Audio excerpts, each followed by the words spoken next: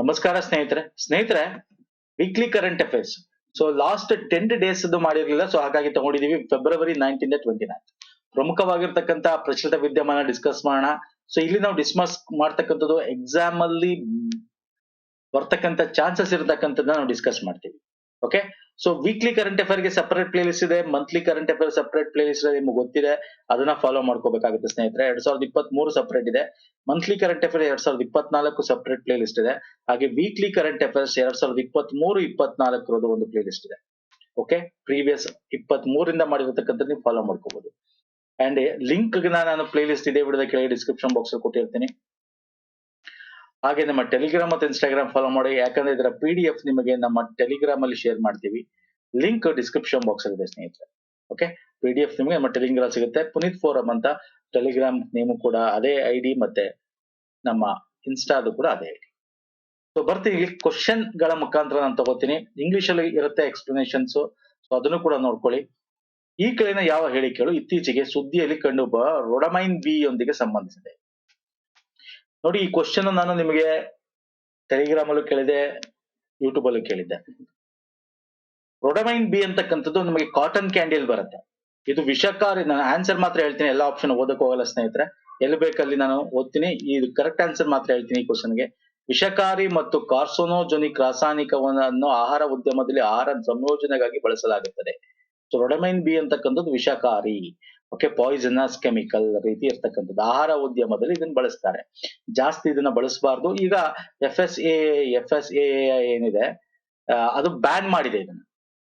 Okay, ban ಮಾಡಿದೆ. So ಹಾಗಾಗಿ ಇದನ್ನ ಈ ಕಲರ್ಗೋಸ್ಕರ, ಬೇರೆ ಬೇರೆ ಇದಕ್ಕೋಸ್ಕರ, ಸ್ವೀಟ್ನೆಸ್ಗೋಸ್ಕರ, ಕಲರ್ಗೋಸ್ಕರ ಇದನ್ನ ಕಾಟನ್ ಕ್ಯಾಂಡಿಲ್ ಹೆಚ್ಚು ಬಳಸ್ತಾ ಇದ್ರು ತುಂಬಾ ಪ್ರಮಾಣದಲ್ಲಿ. ಹಾಗಾಗಿ ತಮಿಳುನಾಡು ಸರ್ಕಾರ ಮತ್ತೆ ಪುದುಚೇರಿ ಸರ್ಕಾರ ಬ್ಯಾನ್ ಮಾಡಿದೆ. ಇದರಿಂದ ಕ್ಯಾನ್ಸರ್ ಬರುತ್ತೆ. ಗುಲಾಬಿ ವರ್ಣಪಟಲ ಬರಕ್ಕೆಲ್ಲ ಇದನ್ನ ಯೂಸ್ ಮಾಡ್ತಾರೆ. ಮತ್ತೆ ಕಾಗದ, ಜವಳಿಗಳಲ್ಲಿ, ಓಕೆ, ಕ್ಲಾತಿಂಗ್ ಇಂಡಸ್ಟ್ರಿ, ಮತ್ತೆ ಪೇಪರ್ ಇಂಡಸ್ಟ್ರಿ, ಚರ್ಮ ಮತ್ತು ಬಣ್ಣಗಳ ಉದ್ಯಮದಲ್ಲಿ ಬಣ್ಣ ಹಾಕಲು ಇದನ್ನ ಯೂಸ್ ಮಾಡ್ತಾರೆ. ನೀರಿನಲ್ಲಿ ಕರಗುವ ರಾಸಾಯನ ಇದು. ಧೂಪ ದ್ರವ್ಯ, ಬೆಂಕಿ ಕಡ್ಡಿಗಳಲ್ಲೂ ಕೂಡ ಬಳಸಲಾಗುತ್ತೆ ಇದನ್ನ. ಓಕೆ, ಗುಲಾಬಿ ಬಣ್ಣಕ್ಕೆ ತಿರುಗುತ್ತೆ ನೀರಿನ ಜೊತೆ ಸೇರಿಸಿದಾಗ. ಹಾಗಾಗಿ this is very important. FSSAI ಇದನ್ನ ಬ್ಯಾನ್ ಮಾಡಿದೆ, ಇದರ ಬಳಕೆನ ಆಲ್ರೆಡಿ. ಹಾಗಾಗಿ ಇದನ್ನ ತಮಿಳುನಾಡು ಮತ್ತು ಪುದುಚೇರಿ ಸರ್ಕಾರ ಬ್ಯಾನ್ ಮಾಡಿದೆ. ಈ ಕ್ವಶನ್ ನಿಮ್ಗೆ ಹೆಂಗ್ ಬೇಕಾದ್ರೂ ಕೇಳ್ಬೋದು. ಹೇಳ್ತಾ ಇದೆಯಲ್ಲ, ಇತ್ತೀಚೆಗೆ ಕಾಟನ್ ಕ್ಯಾಂಡಿ ಬ್ಯಾನ್ ಮಾಡಿದ ರಾಜ್ಯ ಯಾವುದು ಕೇಳಬಹುದು, ಅಥವಾ ಕಾಟನ್ ಕ್ಯಾಂಡಿಯಲ್ಲಿ ಇರ್ತಕ್ಕಂಥ ವಿಷಕಾರಿ ಪದಾರ್ಥದ ರಾಸಾಯನಿಕ ಹೆಸರೇನು ಅಂತ ಕೇಳ್ತಾರೆ. ಅದ್ರಲ್ಲಿ ನಿಮ್ಗೆ ರೋಡಮೈನ್ ಬಿ ಅಂತ ಹಾಕ್ತಾನೆ, ಬೇರೆ ಬೇರೆ ಕೆಮಿಕಲ್ ನೇಮ್ಗಳನ್ನ ಹಾಕ್ತಾನೆ. 4 ಆಪ್ಷನ್ಸ್ ಕೊಟ್ಟು. ಸೊ ಹೆಂಗ್ ಬೇಕಾದ್ರೂ ಕ್ವಶನ್ಸ್ ಬರುತ್ತೆ. ಓಕೆ, ಸೊ ಕನ್ನಡ ಮತ್ತು ಇಂಗ್ಲಿಷ್ ಎರಡರಲ್ಲೂ ಇದೆ ನೋಡಿ, ಆನ್ಸರ್ಸ್ ತಗೊಳ್ಳಿ. ಓಕೆ, ವೆರಿ ಇಂಪಾರ್ಟೆಂಟ್ ಕ್ವಶನ್ ಇದೆ. ನೆಕ್ಸ್ಟ್, ಯುವಿಕಾಗೆ ಸಂಬಂಧಿಸಿದ ಈ ಕೆಳಗಿನ ಹೇಳಿಕೆಯನ್ನು ಪರಿಗಣಿಸಿ. ಏನು ಯುವಿಕಾ ಫುಲ್ ಫಾರ್ಮ್ ಏನು ಹೇಳ್ತೀರಾ? ಹೇಳಿ ನೋಡೋಣ ನಿಮಗೆ. ಫಸ್ಟ್ ಈ ಆಪ್ಷನ್ಸ್ ನೋಡೋಣ. 9ನೇ ತರಗತಿಯವರೆಗೆ ಎಲ್ಲಾ ಶಾಲಾ ವಿದ್ಯಾರ್ಥಿಗಳು ಈ ಕಾರ್ಯಕ್ರಮಕ್ಕೆ ಅರ್ಹರಾಗಿರುತ್ತಾರೆ. ಗ್ರಾಮೀಣ ಪ್ರದೇಶದ ವಿದ್ಯಾರ್ಥಿಗಳಿಗೆ ಆಯ್ಕೆ ಮಾನದಂಡದಲ್ಲಿ ವಿಶೇಷ ಅಂಕ ನೀಡಲಾಗಿದೆ. ಇದು ಯುವ ವ್ಯವಹಾರ ಮತ್ತು ಕ್ರೀಡಾ ಸಚಿವಾಲಯದ ಉಪಕ್ರಮವಾಗಿದೆ. ಇಲ್ಲಿ ನೀವು ನೋಡ್ತಾ ಇದ್ರೆ ಗೊತ್ತಾಗುತ್ತೆ, ಇಂಡಿಯನ್ ಸ್ಪೇಸ್ ರಿಸರ್ಚ್ ಆರ್ಗನೈಸೇಷನ್ ಅಂತ ಇದೆ. ಇಸ್ರೋದ ಉಪಕ್ರಮ. ಇಸ್ರೋ ಯಾವ್ದು ಬರುತ್ತೆ? ಮಿನಿಸ್ಟ್ರಿ ಆಫ್ ಸ್ಪೇಸ್ ಬರುತ್ತೆ. ಮಿನಿಸ್ಟ್ರಿ ಆಫ್ ಸ್ಪೇಸ್ ಅಡಿಯಲ್ಲಿ ಬರುತ್ತೆ. This is wrong. 9ನೇ ತರಗತಿವರೆಗಿನ ಎಲ್ಲ, ದಿಸ್ ಇಸ್ ರಾಂಗ್. ಇದು 9th ಕ್ಲಾಸ್ ಅಲ್ಲಿ ಸ್ಟಡಿ ಮಾಡೋರಿಗೆ ಮಾತ್ರ ಇರ್ತಕ್ಕಂಥದ್ದು. 9ನೇ ಕ್ಲಾಸ್ ತನಕ ಸ್ಟಡಿ ಮಾಡೋರಿಗೆ, ಅಂದ್ರೆ ಅದಕ್ಕಿಂತ ಕೆಳಗೆ 8, 7 ಎಲ್ಲ ಇರ್ತಾರ, ಇಲ್ಲ, 9th ಮಾತ್ರ. ಹಾಗಾದ್ರೆ this is wrong, this is wrong, this is right. So ಕೇವಲ ಒಂದೇ ಒಂದು ಆನ್ಸರ್ ಕರೆಕ್ಟ್. ಯಾವ್ದು ಅಂದ್ರೆ ಆಪ್ಷನ್ 2. ಓಕೆ, ಅರ್ಥ ಆಗ್ತಿದೆಯಲ್ಲ? ಸೊ ಯುವಿಕಾ ಅಂದ್ರೆ ಯುವ ವಿಜ್ಞಾನಿ ಕಾರ್ಯಕ್ರಮ ಅಂತ ಕೂಡ ಕರಿತೀವಿ. ಯಂಗ್ ಸೈಂಟಿಸ್ಟ್ ಪ್ರೋಗ್ರಾಮ್ ಅಂತ ಕರಿತೀವಿ. ಅಥವಾ ಇಂಗ್ಲಿಷ್ ಅಲ್ಲಿ ಯುವಿಕಾ ಅಂದ್ರೆ ಯುವ ವಿಜ್ಞಾನ ಕಾರ್ಯಕ್ರಮ, ಯುವಿಕಾ ಫುಲ್ ಫಾರ್ಮ್. ಇಸ್ರೋ ಇದನ್ನ ಆಲ್ರೆಡಿ ನಾವು ಲಾಂಚ್ ಮಾಡಿದ್ವಿ ತುಂಬಾ ವರ್ಷಗಳಿಂದನೇ. ಬಟ್ ಇದನ್ನ ಈಗ ಪುನಃ ಪ್ರತಿ ವರ್ಷ ಇದನ್ನ ತರ್ತಾರೆ. ಏನು ಅಂದ್ರೆ 9ನೇ ಕ್ಲಾಸ್ ಸ್ಟೂಡೆಂಟ್ಸ್ಗೆ ಈ ಸ್ಪೇಸ್ ಟೆಕ್ನಾಲಜಿ ಬಗ್ಗೆ, ಸ್ಪೇಸ್ ಸೈನ್ಸ್ ಬಗ್ಗೆ, ಇಲ್ಲಿ ಕನ್ನಡದಲ್ಲಿ ನೋಡಿ, ಬಾಹ್ಯಾಕಾಶ ಟೆಕ್ನಾಲಜಿ, ಬಾಹ್ಯಾಕಾಶ ವಿಜ್ಞಾನ, ಅದ್ರ ಬಗ್ಗೆ ಅವ್ರಿಗೆ ಮೂಲಭೂತ ಫಂಡಮೆಂಟಲ್ ನಾಲೆಡ್ಜ್ ಕೊಡಕ್ಕೆ, ಜ್ಞಾನ ಕೊಡಕ್ಕೆ ಈ ಒಂದು ಕಾರ್ಯಕ್ರಮನ ಮಾಡ್ಕೊಂಡಿರ್ಬೇಕು ಇಸ್ರೋ. ಸೊ ಪ್ರತಿ ವರ್ಷ ಅರ್ಜಿ ಕರೆಯುತ್ತೆ. ಈ ವರ್ಷನೂ ಕೂಡ ಕರೆದಿದೆ. CBSE, ICSE ರಾಜ್ಯ ಪಠ್ಯ ಕ್ರಮಗಳನ್ನು ಒಳಗೊಂಡಿರ್ತಕ್ಕಂಥ ಕೇಂದ್ರ ಮತ್ತು ರಾಜ್ಯದ, ಕೇಂದ್ರಾಡಳಿತ ಪ್ರದೇಶ ರಾಜ್ಯ ಆಗಿರ್ಬೋದು, ಒಂದೊಂದು ರಾಜ್ಯದಿಂದ 3 ಜನ ವಿದ್ಯಾರ್ಥಿಗಳನ್ನ ಆಯ್ಕೆ ಮಾಡ್ತಾರೆ. ಅಥವಾ ಯೂನಿಯನ್ ಟೆರಿಟರಿಯಿಂದ 3 ಜನ ವಿದ್ಯಾರ್ಥಿಗಳನ್ನ ಆಯ್ಕೆ ಮಾಡ್ತಾರೆ. ಅದರಲ್ಲಿ ಗ್ರಾಮೀಣ ಪ್ರದೇಶ ವಿದ್ಯಾರ್ಥಿಗಳನ್ನ ಹೆಚ್ಚು ಪ್ರಿಫರೆನ್ಸ್ ಕೊಡ್ತಾರೆ. ಓಕೆ, ಸೊ ಅದು ವೆರಿ ಇಂಪಾರ್ಟೆಂಟ್ ಎಕ್ಸಾಮ್ ಅಲ್ಲಿ ಕೇಳ್ತಾನೆ. ಯುವಿಕಾ ಪ್ರೋಗ್ರಾಮ್ ಯಾರಿಗೆ 9ನೇ ತರಗತಿಯಲ್ಲಿ ಓದುತ್ತಿರೋ ವಿದ್ಯಾರ್ಥಿ, ಇದು ಮಾತ್ರ ವೆರಿ ಇಂಪಾರ್ಟೆಂಟ್. ಯಾವ್ದು ಇಸ್ರೋ. ಇಸ್ರೋ ಯಾವ್ದು ಬರುತ್ತೆ, ಮಿನಿಸ್ಟ್ರಿ ಆಫ್ ಸ್ಪೇಸ್ ಅಡಿಯಲ್ಲಿ ಬರುತ್ತೆ. ಓಕೆ, ಸೊ ನೆಕ್ಸ್ಟ್ ಬರ್ತೀನಿ ಸರ್. ಕೆಳಗಿನಗಳಲ್ಲಿ ಯಾವುದು ಭಾರತದ ರಾಷ್ಟ್ರೀಯ ಕೃಷಿ ಸಹಕಾರಿ ಮಾರುಕಟ್ಟೆ ಒಕ್ಕೂಟದ ಉದ್ದೇಶಗಳು? ನಫೆಡ್. ನಫೆಡ್ ಯಾಕೆ ತಗೊಂಡೆ ಇಲ್ಲಿ? ನೀವು ನೋಡಿ ಎಷ್ಟೊಂದ್ ಜನ BA ಓದ್ತಾ ಇದ್ದೀರಾ, ಬೇರೆ ಬೇರೆ ಕೋಆಪರೇಟಿವ್ ಎಕ್ಸಾಮ್ ಓದ್ತಾ ಇದ್ದೀರಾ. ಸೊ ಅಲ್ಲಿ ನಿಮಗೆ ಕೇಳಿದಾನೆ NAFED is very important. News ಅಲ್ಲಿ ಇದೆ ಸರ್, ನಫೆಡ್ ಬಗ್ಗೆ ಕ್ವಶನ್ ಬರ್ತಕ್ಕಂಥ ಸಾಧ್ಯತೆ ಎಲ್ಲ ಇದೆ. ಕೋಆಪರೇಟಿವ್ ಎಕ್ಸಾಮ್ ಅಂತ ಕೇಳ್ತಾನೆ. ಅದ್ರ ಬಗ್ಗೆ ನಫೆಡ್ ಬಗ್ಗೆ ನಾವು ಕೋಆಪರೇಟಿವ್ ವಿಡಿಯೋ ಸೀರೀಸ್ ಗಳಲ್ಲಿ ಮಾಡಿದೀವಿ. ಆದ್ರೆ ಇಲ್ಲಿ ನಫೆಡ್ ಯಾಕೆ ಬಂತು ಇವಾಗ? ಏನ್ news? MSP news. MSP news ಏನು? ಫಾರ್ಮರ್ಸ್ ಪ್ರೊಟೆಸ್ಟ್ ಮಾಡಕ್ಕೆ ಡೆಲ್ಲಿ ಮುತ್ತಿಗೆ ಹಾಕಿದಾಗ ಅವ್ರಿಗೆ ಮನವೊಲಿಸಿ ಕಳಿಸಿದ್ರು ಅಲ್ವಾ, ನಾವು ಇದಕ್ಕೊಂದು ಆ ಒಂದು ಬೇರೆ ರೀತಿಯಾದ ಕಾರ್ಯಕ್ರಮ ಅಥವಾ ಕಾನೂನನ್ನು ತರ್ತೀವಿ ಅಂತ ಹೇಳಿದ್ರು. ಸೊ ಏನ್ ತಂದಿದ್ದವರು? ನಫೆಡ್ಗೆ ಒಂದು ಜವಾಬ್ದಾರಿ ವಹಿಸ್ತಾರೆ. ಏನದು ಅಂದ್ರೆ, ಫಸ್ಟ್ ನಾ ಇದ್ರ ಬಗ್ಗೆ ಎಕ್ಸ್ಪ್ಲೇನ್ ಮಾಡ್ತೀನಿ, ಆಮೇಲೆ ಆಪ್ಷನ್ಸ್ ನೋಡೋಣ, ನಿಮ್ಗೆ ಸ್ವಲ್ಪ ಅರ್ಥ ಆಗ್ಲಿ ಅಂತ ಯಾಕೆ ತಗೊಂಡೆ ಅಂತ. ಈ ನಫೆಡ್ ಗೆ ಈ MSP ಅಡಿಯಲ್ಲಿ ಪ್ರಕ್ರೂಟ್ಮೆಂಟ್ ಮಾಡ್ಕೊಳತ್ ನೋಡಿ, ಇಷ್ಟೇ ಅಂತ ಒಂದು ಕ್ವಾಂಟಿಟಿ ಕೊಡ್ತಾ ಇದ್ರು ಪ್ರತಿ ವರ್ಷ. ಓಕೆ, ಇಷ್ಟು ಬರತ್ರ, ಇಷ್ಟು ಮ್ಯಾಕ್ಸಿಮಮ್ ಇಷ್ಟು ಅಂತ. ಆದ್ರೆ ಇವಾಗ ಕ್ವಾಂಟಿಟಿನ ಅವರು ತೆಗ್ದಾಕಿದ್ದಾರೆ. ವಿತೌಟ್ ಪರ್ಚೇಸ್ ಕ್ವಾಂಟಿಟಿ MSP ಅಂದ್ರೆ MSP ನ ವಿತೌಟ್ ಕ್ವಾಂಟಿಟಿ ಲಿಮಿಟೇಷನ್, ಯಾವುದೇ ಲಿಮಿಟೇಷನ್ ಇಲ್ಲದೆ ಇರ್ತಕ್ಕಂಥ ಎಷ್ಟು ಬೇಕಾದ್ರೂ MSP ಅಡಿಯಲ್ಲಿ ಪರ್ಚೇಸ್ ಮಾಡಬಹುದು ರೈತರಿಂದ ಅಂತ ಹೇಳಿರ್ತಕ್ಕಂಥ. ಈಗ ಒಂದು ಏನೋ ಧರಣಿಗಳು ನಡೀತು ಡೆಲ್ಲಿಲಿ, ಪಂಜಾಬ್ ಹರಿಯಾಣ ಮೂಲದ ಆ ಕಡೆ ಸುತ್ತಮುತ್ತ ಅವರು ಬಂದಿದ್ರು. ಸೊ ಹಾಗಾಗಿ ನಫೆಡ್ ಏನು? ನಫೆಡ್ ಅಂತಕ್ಕಂಥದ್ದು ಒಂದು ಅಪೆಕ್ಸ್ ಆರ್ಗನೈಸೇಷನ್. ಅದೊಂದು national agriculture cooperative marketing federation. National agriculture cooperative marketing federation. ಹಾಗಾಗಿ ಇದ್ರ ಬಗ್ಗೆ ಕ್ವಶನ್ ಬರ್ತಕ್ಕಂಥ ಸಾಧ್ಯತೆ ಇದೆ. ಇಲ್ಲಿ ನೋಡಿ, ನಾಲ್ಕು ಆಪ್ಷನ್ಸ್ ತಗೊಂಡಿದ್ದೀನಿ. ಭಾರತದಲ್ಲಿ ಅಥವಾ ವಿದೇಶದಲ್ಲಿ ಪರಸ್ಪರ ಲಾಭಕ್ಕಾಗಿ ಸಹಕಾರಿ ಮಾರುಕಟ್ಟೆ ಅಭಿವೃದ್ಧಿಗೆ ಯಾವುದೇ ಅಂತಾರಾಷ್ಟ್ರೀಯ ಏಜೆನ್ಸಿ ಸಹಕರಿಸುತ್ತೆ. ವೇರ್ ಹೌಸಿಂಗ್ ಆಕ್ಟ್ ಅಡಿಯಲ್ಲಿ ವೇರ್ ಹೌಸ್ ನ ಆಗಿ ಕಾರ್ಯ. ವೇರ್ ಹೌಸ್ ಅಂತಂದ್ರೆ ಶೇಖರಣೆ ಮಾಡೋದು, ಕೋಲ್ಡ್ ಸ್ಟೋರೇಜ್ ಮಾಡೋದು. ವೇರ್ ಹೌಸ್ ಅಂದ್ರೆ ಒಂದು ಕಡೆ ಸಂಸ್ಕರಣೆ ಮಾಡಿ ಶೇಖರಣೆ ಮಾಡಿ ಇಟ್ಕೊಳ್ತಕ್ಕಂಥದ್ದು. ಹೌದು ಸರ್, ನಫೆಡ್ ಅದೇ ತಾನೆ. ನ್ಯಾಷನಲ್ ಅಗ್ರಿಕಲ್ಚರ್ ಕೋಆಪರೇಟಿವ್ ಫೆಡರೇಷನ್ ಅಂತ ಏನರ್ಥ? ಪರ್ಚೇಸ್ ಮಾಡುತ್ತೆ, ಶೇಖರಣೆ ಮಾಡುತ್ತೆ, ಸಂಸ್ಕರಣೆ ಮಾಡ್ಬೇಕು ಅಂದ್ರೆ ಮಾಡುತ್ತೆ ಕೆಟ್ಟೋಗ್ದಿರೋ ರೀತಿ, ಆಮೇಲೆ ಮಾರಾಟ ಕೂಡ ಮಾಡುತ್ತೆ. ಇಂಟರ್ನಲ್ ಟ್ರೇಡಿಂಗ್ ಮಾಡುತ್ತೆ. ಇಂಟರ್ನಲ್ ಟ್ರೇಡಿಂಗ್ ಅಂದ್ರೆ ರಾಜ್ಯ ಸರ್ಕಾರ, ನಿಮ್ಗೆ ಗೊತ್ತಿದೆ, ನಫೆಡ್, FCI ಇವೆಲ್ಲ ಈ ಕೆಲಸಗಳನ್ನೇ ಮಾಡ್ತಕ್ಕಂಥದ್ದು. ಸಹಕಾರಿ ಸಂಸ್ಥೆಗಳ ಮಾರುಕಟ್ಟೆ ಮತ್ತು ವ್ಯಾಪಾರ ಚಟುವಟಿಕೆಗಳನ್ನು ಸುಗಮಗೊಳಿಸುವುದು, ಸಂಘಟಿಸುವುದು ಮತ್ತು ಉತ್ತೇಜಿಸುವುದು ಇದರ ಗುರಿ. ಎಸ್, ಇದರ ಅಡಿಯಲ್ಲಿ ಟ್ರೇಡಿಂಗ್, ಪ್ಯಾಕಿಂಗ್, ಪ್ರಮಾಣೀಕರಣ, ವೈಜ್ಞಾನಿಕ ಚಿಕಿತ್ಸೆ ಮತ್ತು ಕೃಷಿ ಉತ್ಪನ್ನಗಳ ಪ್ರಕ್ರಿಯೆ, ಇತರ ಲೇಖನವನ್ನು ತೆಗೆದುಕೊಳ್ಳಲಾಗ್ತದೆ. ಹೌದು, ಇದರಲ್ಲಿ ಇವೆಲ್ಲವನ್ನು ಕೂಡ ಒಳಗೊಂಡಿದೆ. ಸೊ ಎಲ್ಲ ಆಪ್ಷನ್ಸ್ ಕೂಡ ರೈಟ್. ನಫೆಡ್ ಬಗ್ಗೆ ನಿಮ್ಗೆ ಏನ್ ಕೇಳಬಹುದು ಮ್ಯಾಕ್ಸಿಮಮ್ ಅಂದ್ರೆ, ನಫೆಡ್ ಫುಲ್ ಫಾರ್ಮ್ ಏನು? ನಫೆಡ್ ಯಾವಾಗ ಸ್ಥಾಪನೆ ಆಯ್ತು? ಓಕೆ, ನಫೆಡ್ ಸ್ಥಾಪನೆ 2 ಅಕ್ಟೋಬರ್ 1958ರಲ್ಲಿ multi state cooperative society act ನ ಅಡಿಯಲ್ಲಿ ಸ್ಥಾಪನೆ ಮಾಡಲಾಗಿತ್ತು. ಓಕೆ, ಸೊ ಇದು ಗೊತ್ತಿರ್ಲಿ, ವೆರಿ ಇಂಪಾರ್ಟೆಂಟ್, ಎಕ್ಸಾಮ್ ಅಲ್ಲಿ ಕೇಳ್ತಾನೆ. ಇನ್ನು ಇದ್ರ ಬಗ್ಗೆ ಫಂಕ್ಷನ್ಸ್ ನಾನು ಈಗ ಆಲ್ರೆಡಿ ಆಪ್ಷನ್ಸ್ ಅಲ್ಲೇ ಕೊಟ್ಟಿದ್ದೀನಿ, ಎಲ್ಲಾ ಕರೆಕ್ಟ್ ಅಂತ. ಸೊ ಅದೆಲ್ಲಾ ಕೆಲಸಗಳು ನಫೆಡ್ ಮಾಡುತ್ತೆ. ಶೇಖರಣೆ, ಸಂಸ್ಕರಣೆ, ಪ್ಯಾಕೇಜಿಂಗ್. ಸೊ ಬರೀ ಅಗ್ರಿಕಲ್ಚರ್ ಅಂದ್ರೆ ಅಗ್ರಿಕಲ್ಚರ್ ಪ್ರಾಡಕ್ಟ್ ಒಂದೇ ಇದ್ರಲ್ಲಿ ಬರಲ್ಲ. ಅಗ್ರಿಕಲ್ಚರ್ ಮತ್ತೆ ಅಗ್ರಿಕಲ್ಚರ್ ರಿಲೇಟೆಡ್ ಸಂಬಂಧಪಟ್ಟಂತೆ ಏನೇನಿದೆ ಅದೆಲ್ಲ ಕೆಲಸ ಕೂಡ ಅದು ಮಾಡುತ್ತೆ. ಜೊತೆಗೆ purchase, sale, supply of, marketing and processing requisites, manure ಆಗಿರ್ಬೋದು, ಸೀಡ್ಸ್ ಅಂದ್ರೆ ಬೀಜಗಳು, ಫರ್ಟಿಲೈಸರ್ಸ್ಗಳು, ಅಗ್ರಿಕಲ್ಚರ್ ಮೆಷಿನರಿಗಳ ಅದು ಕೂಡ ಮಾಡುತ್ತೆ. ಅಂದ್ರೆ ಆರ್ಟಿಕಲ್ಸ್ ಅಂಡ್ ಗೂಡ್ಸ್ ಅಂದ್ರೆ ಅದರ ಕೊಮೋಡಿಟೀಸ್ ಅಂತಾನೆ ಕರಿತೀವಿ. ಓಕೆ, ಸೊ ನೆಕ್ಸ್ಟ್ ಹೋಗೋಣ ಬನ್ನಿ. ಇನ್ಸ್ಟಾ 3DS ಮಿಷನ್ ಗೆ ಸಂಬಂಧಿಸಿದ ಈ ಕೆಳಗಿನ ಹೇಳಿಕೆಗಳನ್ನು ಪರಿಗಣಿಸಿ. Very important. ಇತ್ತೀಚೆಗೆ ಲಾಂಚ್ ಮಾಡ್ತು ನಮ್ಮ ಇಸ್ರೋ, ಸತೀಶ್ ಧವನ್ ಸ್ಪೇಸ್ ಸೆಂಟರ್, ಶ್ರೀಹರಿಕೋಟಾದಿಂದ. ಇದನ್ನ ಸಿಂಪಲ್ ಕ್ವಶನ್ ಕೇಳ್ತಾನೆ. ಇನ್ಸ್ಟಾ 3D ಯಾವುದಕ್ಕೆ ಸಂಬಂಧಪಟ್ಟಿದೆ? ಇದೊಂದು ಭೂವಿಜ್ಞಾನ ಸಚಿವಾಲಯ ದುಡ್ಡು ಕೊಟ್ಟು ಇಸ್ರೋ ಮುಖಾಂತರ ಇದನ್ನ ಲಾಂಚ್ ಮಾಡಿರೋದು, ಸಹಾಯಧನ ಕೊಟ್ಟು. ಯಾಕಂದ್ರೆ ಅದಕ್ಕೆ ಇದು ಬೇಕಿದು.